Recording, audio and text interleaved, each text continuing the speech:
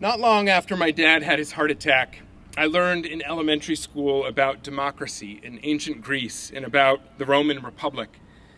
Perhaps because we were a family that struggled economically, I was drawn to the ideal, not always realized, but always inspiring and still possible, that our representatives should be elected not based on their last name, where they were born, or how much money they earn or property they own.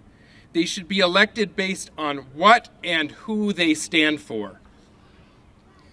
I remember the first time I ever toured the State House around that same time, seeing the chambers where our democracy is practiced. I later learned the family story of my fourth great-grandfather, James McLaughlin, a stonemason who immigrated from Ireland to Montpelier in the early 1800s and helped work some of the granite that forms the State House. It would be one of the honors of my life if you were to entrust me with the responsibility to craft policy on behalf of working Vermonters in the same State House that he helped build as a laborer.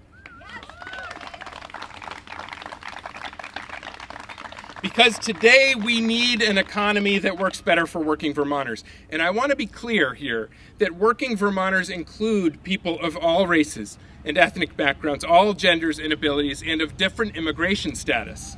We need an economy that works as hard for working Vermonters as they do for it.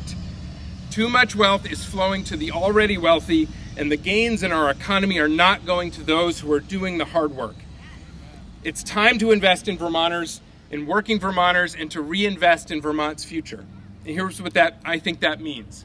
I think it means increasing the minimum wage yet again and indexing it to rise automatically with inflation so we don't have to keep coming back year after year to try to increase it.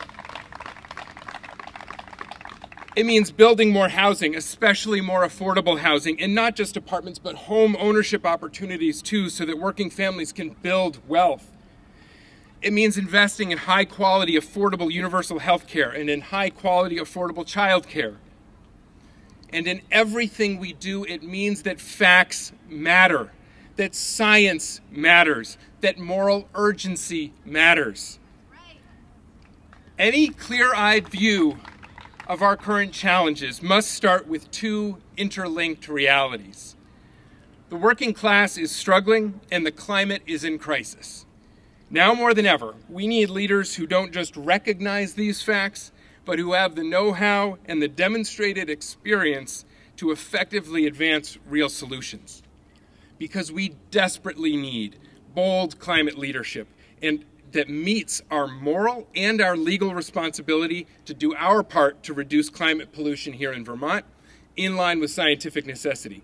And we also need to do that in a way that lowers energy costs, especially for lower and middle income Vermonters, strengthening the Vermont economy along the way.